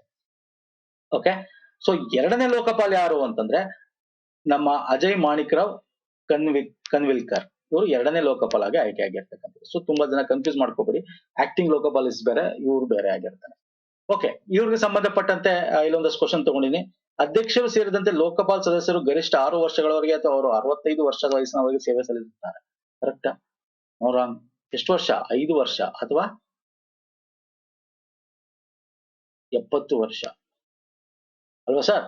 ಲೋಕಪಾಲ್ ಲೋಕಾಯುಕ್ತಕ್ಕೆ ಡಿಫ್ರೆನ್ಸ್ ಹೇಳ್ಬೇಕು. ಹೋಗಿ ಸಂವಿಧಾನದಲ್ಲಿ ಓದಿ ಸ್ನೇಹಿತರೆ, ನಮ್ಮ ವಿಡಿಯೋದಲ್ಲೂ ಸಿಗುತ್ತೆ ನಿಮ್ಗೆ. ಸಂವಿಧಾನ ವಿಡಿಯೋದಲ್ಲಿ ಚೆಕ್ ಮಾಡಿ, ಪ್ಲೇಲಿಸ್ಟ್ ಅಲ್ಲಿ ಸಿಗುತ್ತೆ. ಸೊ ದಿಸ್ ಇಸ್ ರಾಂಗ್ ಆಯ್ತು. ಲೋಕಪಾಲ್ ಅವರಿಗೆ ನಿರ್ದಿಷ್ಟವಾಗಿ ಉಲ್ಲೇಖಿಸಲಾದ ಪ್ರಕರಣಗಳಲ್ಲಿ ಸಿಬಿಐ ನಂತ ಕೇಂದ್ರೀಯ ತನಿಖಾ ಸ್ಥಳಗಳನ್ನು ಮೇಲ್ವಿಚಾರಣೆ ಮಾಡುವುದು ಮತ್ತು ನಿರ್ದೇಶಿಸಬಹುದು. ಎಸ್, ಹೌದು. ಯಾರನ್ನ ಮಾಡ್ತಾರೆ? ಲೋಕಪಾಲನ ಕಾಯ್ದೆ 2013 ಬಂದಾಗ, ಲೋಕಾಯುಕ್ತ ಮತ್ತು ಲೋಕಪಾಲ್ ಕಾಯ್ದೆ ಬಂದಾಗ ಇದರಲ್ಲಿ prime minister, council of minister ಎಲ್ಲಾನು ತಗೊಂಡ್ಬರ್ತೀವಿ. ಆದ್ರೆ ಇಲ್ಲಿ ಪ್ರೈಮ್ ಮಿನಿಸ್ಟರ್ ನ ಒಂದಷ್ಟು ರಿಸ್ಟ್ರಿಕ್ಷನ್ಸ್ ನ ತೆಗಿತೀವಿ. ರಿಸ್ಟ್ರಿಕ್ಷನ್ಸ್ ಇದೆ, ಎಲ್ಲಾ ಮೆಂಬರ್ಸ್ ಅಪ್ರೂವ್ ಮಾಡಬೇಕು. ಮತ್ತೆ ಇಲ್ಲಿ ಪ್ರಮುಖವಾಗಿ ಪ್ರೈಮ್ ಮಿನಿಸ್ಟರ್ ತಗೊಳ್ತಕ್ಕಂಥ ಡಿಸಿಷನ್ಸ್ ಗಳು ಸ್ಪೇಸ್ ಬಗ್ಗೆ ಆಗಿರ್ಬೋದು, ಇಂಟರ್ನ್ಯಾಷನಲ್ ಬಗ್ಗೆ ಆಗಿರ್ಬೋದು, ಆರ್ಮಿ ಬಗ್ಗೆ ಆಗಿರ್ಬೋದು, ಭಾರತದ ಒಂದು ಎಲ್ಲೆ ಬಗ್ಗೆ ಆಗಿರ್ಬೋದು, ಅಥವಾ ಅಣು ವಿದ್ಯುತ್, ಅಣುಕ್ ಸಂಬಂಧ ಅಂದ್ರೆ ಅಟಾಮಿಕ್ ಎನರ್ಜಿ ಆಗಿರ್ಬೋದು, ನ್ಯೂಕ್ಲಿಯರ್ ಎನರ್ಜಿ ಆಗಿರ್ಬೋದು, ಇಂಥದಕ್ಕೆಲ್ಲ ಕ್ವಶನ್ ಮಾಡಕ್ಕಾಗಲ್ಲ ಲೋಕಪಾಲ್. ಅಲ್ಲಿ ಏನೇ ಮಾಡಿರ್ಲಿ, ಏನೇ ಡೀಲ್ ಮಾಡ್ಲಿ, ಅದಕ್ಕೆಲ್ಲ ಕ್ವಶನ್ ಮಾಡಕ್ಕಾಗಲ್ಲ. ಅಂದ್ರೆ ಒಂದಷ್ಟು ಎಕ್ಸೆಪ್ಷನ್ಸ್ ಕೊಟ್ಟಿದ್ದಾರೆ, ಅದು ಗೊತ್ತಿರಲಿ ನಿಮ್ಗೆ. ಓಕೆ, ನೆಕ್ಸ್ಟ್ 3ನೇದು, ಇದರ ಆಡಳಿತ ಶಾಖೆಯ ಕ್ಯಾಬಿನೆಟ್ ಮಂತ್ರಿ ಶ್ರೇಣಿ ಅಧಿಕಾರಿಯ ನೇತೃತ್ವದಲ್ಲಿದೆ. This is wrong again. ಇದರಲ್ಲಿ 2 ಬರುತ್ತೆ, ಒಂದು ಅಡ್ಮಿನಿಸ್ಟ್ರೇಟಿವ್ ಅಂತ ಒಂದು ವಿಂಗ್ ಬರುತ್ತೆ, ಜುಡಿಷಿಯಲ್ ಅಂತ ವಿಂಗ್ ಬರುತ್ತೆ ಇದರಲ್ಲಿ. ಸೊ ಹಾಗಾಗಿ ನೋಡಿ, ಡೀಟೇಲ್ ಆಗಿ ಕೊಟ್ಟಿದ್ದೀನಿ ನಾನು ಇಲ್ಲಿ. ಸೊ ಇಲ್ಲಿಗೆ ಎಷ್ಟು ಆಪ್ಷನ್ಸ್ ಕರೆಕ್ಟ್? ಇಲ್ಲಿ ಓನ್ಲಿ 1 ಸರಿ. ಯಾವ್ದು ಸರಿ? ಆಪ್ಷನ್ 2. This is wrong. ನಾನು ತೋರಿಸ್ತೀನಿ, no need to worry. Lokpal ಬಗ್ಗೆ ಡೀಟೇಲ್ ಆಗಿ ಹೇಳ್ತೀನಿ. 2013 ಕಾಯ್ದೆ ಅಡಿಯಲ್ಲಿ ಬಂದಿರತಕ್ಕಂಥದ್ದು. ಈಗ ಹೊಸದಾಗಿ ಕನ್ವಿಲ್ಕರ್ ಸುಪ್ರೀಂ ಕೋರ್ಟ್ ನ ರಿಟೈರ್ಡ್ ಜಡ್ಜ್ 2020 ರಿಟೈರ್ಡ್ ಆಗಿದ್ರು. ಸೊ ಅವ್ರನ್ನ ಇಲ್ಲಿ ಹಾಕಿದ್ದಾರೆ. ಒಟ್ಟು ಇವ್ರ ಜೊತೆ ಇನ್ನು 6 ಜನ ತಗೋತೇವೆ. ಇದರಲ್ಲಿ ಪ್ರಮುಖವಾಗಿ ಕಂಪ್ಲೀಟ್ ಲೋಕಪಾಲ್ ವಿತ್ 8 ಮೆಂಬರ್ಸ್ ಇರೋದು. ಲೋಕಪಾಲ್ ಚೇರ್ಮನ್ ಅಂಡ್ 8 ಮೆಂಬರ್ಸ್ ಇರ್ತಕ್ಕಂಥದ್ದು. ಇದರಲ್ಲಿ 6 ಮೆಂಬರ್ಸ್ ನ ಸೆಲೆಕ್ಟ್ ಮಾಡಿದ್ದಾರೆ ಆಲ್ರೆಡಿ. ಈ 8 ಜನ ಇವರೆಲ್ಲ ಏನ್ ಸೇರಿಲ್ಲ 50% ಅದರಲ್ಲಿ ಜುಡಿಷಿಯಲ್ ಮೆಂಬರ್ಸ್ ಇರಬೇಕು. ಅಂದ್ರೆ ಈ ಕಂಪ್ಲೀಟ್ ಮೆಂಬರ್ಸ್ ವಿತ್ ಚೇರ್ಪರ್ಸನ್ ಸೇರಿ, ಈಗ ಚೇರ್ಪರ್ಸನ್ ಕನ್ವಿಲ್ಕರ್ ಮೆಂಬರ್ಸ್ ಇವರೆಲ್ಲ ಸೇರ್ಕೊಂಡಾಗ ಮಿನಿಮಮ್ 40% ಅಂದ್ರೆ 4 ಜನ ಜುಡಿಷಿಯಲ್ ಇಂದ ಬಂದಿರ್ಬೇಕು, ನ್ಯಾಯಾಂಗ ವ್ಯವಸ್ಥೆಯಿಂದ ಬಂದಿರ್ಬೇಕು. ಇದು ಗೊತ್ತಿರ್ಬೇಕು ನಿಮಗೆ. ನಾನು ತೋರಿಸ್ತೀನಿ ಮುಂದೆ ಅಡ್ಮಿನಿಸ್ಟ್ರೇಟಿವ್ ಸ್ಟ್ರಕ್ಚರ್ ನ ಹೆಂಗೆ ಅಂತ. ಇಲ್ಲಿ ಮೇನ್ ಬ್ರಾಂಚ್ ಅನ್ನು ಅಡ್ಮಿನಿಸ್ಟ್ರೇಟಿವ್ ಬ್ರಾಂಚ್, ಜುಡಿಷಿಯಲ್ ಬ್ರಾಂಚ್ ಅಂತ ಇರುತ್ತೆ. ಅಡ್ಮಿನಿಸ್ಟ್ರೇಷನ್ ಬ್ರಾಂಚ್ ನ ಸೆಕ್ರೆಟರಿ ಆಫ್ ಗೌರ್ಮೆಂಟ್ ರ್ಯಾಂಕ್ ಹೊಂದಿದ ಮಿನಿಸ್ಟ್ರಿ ಅಂದ್ರೆ ಮಿನಿಸ್ಟರ್ ಲೆವೆಲ್ ಅಲ್ಲ, ಸೆಕ್ರೆಟರಿ ಲೆವೆಲ್ ಅವರು ಹೆಡ್ ಆಗಿರ್ತಾರೆ. ಜುಡಿಷಿಯಲ್ ಬ್ರಾಂಚ್ ಲೋಕಪಾಲ್ ಜುಡಿಷಿಯಲ್ ಇದನ್ನ ನೋಡ್ಕೋತಾ ಇರ್ತಾರೆ. ಇಲ್ಲಿ ಪ್ರಮುಖವಾಗಿ ಲೋಕಪಾಲ್ ಸ್ಟ್ರಕ್ಚರ್ ನಾನು ನಿಮಗೆ ಫಸ್ಟ್ ಹೇಳ್ಬಿಡ್ತೀನಿ, ಆಮೇಲೆ ಬೇರೆದು ಮಾತಾಡ್ತೇನೆ. ಲೋಕಪಾಲ್ ಅಲ್ಲಿ chairperson and maximum of 8 members ಇರಬಹುದು. ಓಕೆ, ಇದು ಆ ಒಂದು ಕಾಯ್ದೆ ಅಡಿಯಲ್ಲಿ ಹೇಳ್ತಕ್ಕಂಥದ್ದು. ಈ ಚೇರ್ಪರ್ಸನ್ ಯಾರಾಗಿರ್ಬೇಕು ಅಂದ್ರೆ former chief justice of India ಅಥವಾ former supreme court of India ಆಗಿರ್ಬೋದು, ಅಥವಾ ಎಮಿನೆಂಟ್ ಪರ್ಸನ್ ಆಗಿರ್ಬೋದು. ಅಂದ್ರೆ ಈ ಒಂದು ನ್ಯಾಯಾಂಗ ವ್ಯವಸ್ಥೆಯಲ್ಲಿ ಜ್ಞಾನ ಉಳ್ಳತಕ್ಕಂಥ ಒಂದು ಯಾರು ಬೇಕಾದ್ರೂ ಆಗಿರ್ಬೋದು. Okay, eminent person. ಸೊ ನೋಡಿ, ಇದು ಯಾಕೆ ಹೇಳ್ತಾ ಇದೀನಿ ಅಂದ್ರೆ ಇದ್ರ ಬೇಸ್ ಮೇಲೆ ಕ್ವಶನ್ ಕೇಳ್ತಾರೆ ನಿಮಗೆ ಎಕ್ಸಾಮ್ ಅಲ್ಲಿ. ಓಕೆ, ನಾನು ಕನ್ನಡದಲ್ಲಿ ತಗೊಂಡು ತುಂಬಾ ಜನ ಕನ್ನಡನೂ ಇದೆ, no need to worry. English slide ಅಲ್ಲಿ ಎಕ್ಸ್ಪ್ಲೇನ್ ಮಾಡ್ತಾ ಇದೀನಿ ಅಷ್ಟೇ. Okay, half of the members must be judicial member either from supreme court or former chief justice of high court. ಅಂದ್ರೆ 50% ನ್ಯಾಯಾಂಗ ವ್ಯವಸ್ಥೆಯಿಂದ ಬಂದಿರಬೇಕು, 8 ಜನ ಪ್ಲಸ್ ಇದರಲ್ಲಿ. ಇನ್ 50 ನಂಬರ್ಸ್ ಅದರಲ್ಲಿ SC ಅವರು ಇರಬೇಕು, ST ಅವರು ಇರಬೇಕು, OBC ಇರಬೇಕು, ಮೈನಾರಿಟಿ ಅಂಡ್ ವುಮೆನ್. ಅಂದ್ರೆ ಮೆಂಬರ್ಸ್ ಅಲ್ಲೂ ಕೂಡ ನಾವು ನೋಡೋದಾದ್ರೆ SC ST OBC minority and ವುಮೆನ್ಗೂ ಕೂಡ ಇಲ್ಲಿ ರಿಸರ್ವೇಶನ್ಸ್ ತರ ಕೊಟ್ಟಿದ್ದಾರೆ. ಓಕೆ, ಇವರು ಮ್ಯಾಕ್ಸಿಮಮ್ ಟರ್ಮ್ 5 ವರ್ಷ ಅಥವಾ 70 ವರ್ಷ ಯಾವ್ದು ಮೊದಲಾಗುತ್ತೆ ಅದು. ಅಂಡ್ ಇವ್ರನ್ನ ಸೆಲೆಕ್ಟ್ ಮಾಡೋದು ಕಮಿಟಿ ಇದೆ, ಆ ಕಮಿಟಿ ಮುಖಾಂತರ ಸೆಲೆಕ್ಟ್ ಮಾಡ್ತೀವಿ. ಅದರಲ್ಲಿ ಚೇರ್ಪರ್ಸನ್ ಆಗಿ ನಮ್ಮ ಪ್ರಧಾನ ಮಂತ್ರಿಗಳು ಇರ್ತಾರೆ, ಮತ್ತೆ ಸ್ಪೀಕರ್ ಆ ಕಮಿಟಿಯಲ್ಲಿ ಸ್ಪೀಕರ್ ಆಫ್ ಲೋಕಸಭಾ ಇರ್ತಾರೆ. ಬರೀ ಲೋಕಸಭಾ ಸ್ಪೀಕರ್ ಮಾತ್ರ ಇರ್ತಾರೆ. ಲೀಡರ್ ಆಫ್ ಅಪೋಸಿಷನ್ ಇನ್ ಲೋಕಸಭಾ ಇರ್ತಾರೆ. ಓಕೆ, ಯಾವ ಪಾರ್ಟಿ ಹೈಯೆಸ್ಟ್ ನಂಬರ್ ಒಂದಿರುತ್ತೆ ಅವ್ರದ ಲೀಡರ್ ಯಾರು ಇರ್ತಾರೆ, ಶಾಸಕಾಂಗದ ಲೀಡರ್ ಅಪೋಸಿಷನ್ ಪಾರ್ಟಿ. ಸೊ ಅವ್ರು ಇರ್ತಾರೆ. ಸ್ಪೀಕರ್ ಆಫ್ ಲೋಕಸಭಾ, ಪ್ರಧಾನ ಮಂತ್ರಿಗಳು ಅಥವಾ ಮತ್ತೆ ಚೀಫ್ ಜಸ್ಟಿಸ್ ಆಫ್ ಇಂಡಿಯಾ. ಅವ್ರಿಲ್ಲ ಅಂದ್ರೆ ಅವರು ಬೇರೆ ಯಾವುದೇ ಸುಪ್ರೀಂ ಕೋರ್ಟ್ ನ ಸಿಟ್ಟಿಂಗ್ ಜಡ್ಜ್ ನ ನಾಮಿನೇಟ್ ಮಾಡಿ ಕಳಿಸ್ಬೋದು. ಇವರಲ್ಲಿ ಒಬ್ರು. ಓಕೆ, ಐದರ್ CJI ಅಥವಾ ಸುಪ್ರೀಂ ಕೋರ್ಟ್ ನ ಯಾರು ನ್ಯಾಯಾಧೀಶರು CJI ನಾಮಿನೇಟ್ ಮಾಡಿ ಕಳಿಸ್ತಾರೆ. ಅಂದ್ರೆ ಒಬ್ರು, ಇಬ್ರು, 3, 4 ಜನ ಈ ಸಮಿತಿಲಿ ಇರ್ತಾರೆ. ಸೊ ಅವರು ಇದನ್ನ ಮಾಡ್ತಕ್ಕಂಥದ್ದು. ಅಂಡ್ ಇಲ್ಲಿ ಪ್ರಮುಖವಾಗಿ ನೋಡೋದಾದ್ರೆ ಫಂಕ್ಷನ್ಸ್, ಅವರು ಯಾವ ಫಂಕ್ಷನ್ಸ್ ಮಾಡ್ಬೋದು ನಾನು ನಿಮ್ಗೆ ಆಲ್ರೆಡಿ ಹೇಳಿದೆ, ಇಲ್ಲೇ ಇದೆ ಫಂಕ್ಷನ್ಸ್. ಅವರು ನಾವು ಪ್ರಿವೆನ್ಷನ್ ಆಫ್ ಕರಪ್ಟ್ ಆಕ್ಟ್ ಅಡಿಯಲ್ಲಿ ಕೆಲಸ ಮಾಡ್ತಾರೆ. CBI ಆಗಿರ್ಬೋದು, ಬೇರೆ ಬೇರೆ ಇನ್ವೆಸ್ಟಿಗೇಷನ್ ಸೆಂಟರ್ ಮೇಲೆ ಏನಾದ್ರು ಇದ್ರೆ ಅದನ್ನು ಕೂಡ ಅವರು ನೋಡ್ಕೋಬಹುದು. As per civil procedure code ಏನಿದೆ ಆ ಕೆಲಸದ ಪ್ರಕಾರ ಅವ್ರನ್ನ ಮಾನಿಟರ್ ಕೂಡ ಮಾಡಬಹುದು. ಕಂಪ್ಲೇಂಟ್ ಇದೆ. ಮತ್ತೆ ಇನ್ಯಾರನ್ನ ಮಾಡ್ತಾರೆ, ಪ್ರೈಮ್ ಮಿನಿಸ್ಟರ್. ಆದ್ರೆ ನಾನು ನಿಮ್ಗೆ ಹೇಳಿದೀನಿ ಪ್ರೈಮ್ ಮಿನಿಸ್ಟರ್ ನ ಯಾವ ಕ್ಯಾಟಗರಿಯಿಂದ ತೆಗೆದಿರಬೇಕು ಆ ಕ್ಯಾಟಗರಿ ಬಿಟ್ಟು ಇನ್ ಮಿಕ್ಕದನ್ನ ಇರೋದನ್ನ ಬೇಕಾದ್ರೆ ಅವರು ಮಾಡಬಹುದು ಅಂತ. ಬಟ್ ಪರ್ಮಿಷನ್ಸ್ ಕೊಳ್ಬೇಕು, ಎಲ್ಲ ಮೆಂಬರ್ಸ್ ಗಳು ಅಪ್ರೂವ್ ಮಾಡಬೇಕು. ಸೊ ಅವೆಲ್ಲ ಇರುತ್ತೆ. ಲೋಕಪಾಲ್ ಮೆಂಬರ್ಸ್ ಇದೆಯಲ್ಲ ಎಲ್ಲರೂ ಅಪ್ರೂವ್ ತಗೋಬೇಕಾಗುತ್ತೆ, ಅವೆಲ್ಲ ಇರುತ್ತೆ. ಮತ್ತೆ ministry of union government, parliament ಅಲ್ಲಿ ಇರ್ತಕ್ಕಂಥವ್ರು, ಗ್ರೂಪ್ ABCD ಕೆಲಸದಲ್ಲಿ ಇರ್ತಕ್ಕಂಥವ್ರು, ಯೂನಿಯನ್ ಗೌರ್ಮೆಂಟ್ ಅಥವಾ ಇದ್ರಲ್ಲಿ ಇರ್ತಕ್ಕಂಥವ್ರು. ಸೊ ಅವ್ರನ್ನೆಲ್ಲಾನು ಕೂಡ ಮಾಡಬಹುದು ಸ್ನೇಹಿತರೆ ಲೋಕಪಾಲ್. ಓಕೆ, ಮತ್ತೆ ಇನ್ನು ಎನಿ ಒಂದು ಟ್ರಸ್ಟ್ 10 ಲಕ್ಷಕ್ಕಿಂತ ಹೆಚ್ಚು ವಹಿವಾಟು ಫಾರಿನ್ ಕಾಂಟ್ರಿಬ್ಯೂಷನ್ ಕಿಂತ ತಗೋತಾ ಇದ್ರೆ ಅವ್ರನ್ನೂ ಕೂಡ ಲೋಕಪಾಲ್ ಮಾಡಿ. ಮತ್ತೆ ಯಾವ್ದೋ ಕಾಯ್ದೆ ಅಡಿಯಲ್ಲಿ ಯಾವ್ದಾರ ಸೊಸೈಟಿಗೆ ದುಡ್ಡು ಕೊಡ್ತಾ ಇದ್ರೆ ಭಾರತ ಸರ್ಕಾರದಿಂದ, ಬೇರೆ ಯಾವ್ದಾರ ಒಂದು ದುಡ್ಡು ಅಂದ್ರೆ ಸಾರ್ವಜನಿಕ ದುಡ್ಡು ಬೇರೆ ಯಾರಿಗಾರ ಹೋಗಿದ್ರೆ, ಅಲ್ಲೇನಾದ್ರು ಬೇರೆ ಬೇರೆ ರೀತಿಯಾದ ಒಳ ವ್ಯವಹಾರ ಅಥವಾ ಬೇರೆ ತರ ಏನಾರು ಇದ್ರೆ ಅವಾಗ್ಲೂ ಕೂಡ ಅವ್ರು ಮಾಡ್ಬೋದು. ಸೊ ಇವೆಲ್ಲ ಬರುತ್ತೆ ಈ ಒಂದು ಕಾಯ್ದೆ ಅಡಿಯಲ್ಲಿ. ಈಗ ಇದ್ರ ಬಗ್ಗೆ ಗೊತ್ತಿರ್ಲಿ, ಲೋಕಪಾಲ್ ಯಾರು, ಯಾವಾಗ ಬಂತು, ಸ್ಟ್ರಕ್ಚರ್ ಏನಿದೆ, ಅವ್ರನ್ನ ಹೆಂಗ್ ಆಯ್ಕೆ ಮಾಡ್ತಾರೆ, ಈ ಪ್ರೊಸೀಜರ್, ಆರ್ಗನೈಸೇಷನ್, ಲೋಕಪಾಲ್ ಸ್ಟ್ರಕ್ಚರ್ ರಚನೆ ಹೆಂಗಿದೆ ಅಂತ ನಾ ಇಲ್ಲೂ ಕನ್ನಡದಲ್ಲಿ ಕೊಟ್ಟಿದ್ದೀನಿ. ಸಾಂಸ್ಥಿಕ ರಚನೆ ಲೋಕಪಾಲ್ದು ಹೆಂಗಿರುತ್ತೆ ಅಂತ, ಎಷ್ಟು ಜನ ಇರ್ತಾರೆ, ಅದ್ರಲ್ಲಿ ಯಾರ್ಯಾರು ಇರಬೇಕು, ಅವರ ಯಾವ ಕ್ಯಾಟಗರಿ ಅವ್ರು ಇರಬೇಕು, ಅವರ ಇದೇನು ಇದು ಗೊತ್ತಿರಬೇಕು. ಓಕೆ, ಸೊ ಇದಿಷ್ಟು ಪ್ರಮುಖವಾಗಿರ್ತಕ್ಕಂಥದ್ದು ಲೋಕಪಾಲ್ ಬಗ್ಗೆ ಸ್ನೇಹಿತರೆ. ಅದ್ರ ಲೋಕಾಯುಕ್ತ ಬಗ್ಗೆನೂ ಕೂಡ ನೀವು ತಿಳ್ಕೊಳ್ಳಿ, ಅದು ವೆರಿ ಇಂಪಾರ್ಟೆಂಟ್. ಮಾಡೋಣ, ನಾವೆಲ್ಲ ಅದನ್ನ ಸಂವಿಧಾನದ ಸೀರೀಸ್ ಅಲ್ಲಿ ಮಾಡ್ತೀವಲ್ಲ ಅಲ್ಲೆಲ್ಲ ಕವರ್ ಮಾಡೋಣ. ಇದಿಷ್ಟು ಪ್ರಮುಖವಾಗಿರೋ ನಮ್ಮ ವಾರದ ಪ್ರಚಿತ ವಿದ್ಯಮಾನಗಳಾಗಿರ್ಬೋದು, ಮಂತ್ಲಿ ಕರೆಂಟ್ ಅಫೇರ್ ಆಗಿರ್ಬೋದು, ಲಿಂಕ್ ಕೊಟ್ಟಿರ್ತೀನಿ ಡಿಸ್ಕ್ರಿಪ್ಷನ್ ಬಾಕ್ಸ್ ಅಲ್ಲಿ, ಫಾಲೋ ಮಾಡ್ಕೊಳ್ಳಿ. ಪ್ರೀವಿಯಸ್ ವೀಕ್ ಕರೆಂಟ್ ಅಫೇರ್ ನೋಡ್ಕೊಳ್ಳಿ. ಹಾಗೆ ನಮ್ಮ ಟೆಲಿಗ್ರಾಮ್ ಇನ್ಸ್ಟಾಗ್ರಾಮ್ ಫಾಲೋ ಮಾಡೋಣ ಮಾಡ್ಕೊಳ್ಳಿ. ಅದ್ರ ಲಿಂಕ್ ಕೂಡ ಇದೆ ವಿಡಿಯೋದ ಕೆಳಗೆ ಡಿಸ್ಕ್ರಿಪ್ಷನ್ ಬಾಕ್ಸ್ ಅಲ್ಲಿ ಇದೆ. ಇದರ PDF ಸಿಗುತ್ತೆ ನಮ್ಮ Telegram by end of the day. Next video ಪುನಃ ಸಿಗ್ತೀನಿ. ನಮಸ್ಕಾರ, ಧನ್ಯವಾದಗಳು. Thank you so much.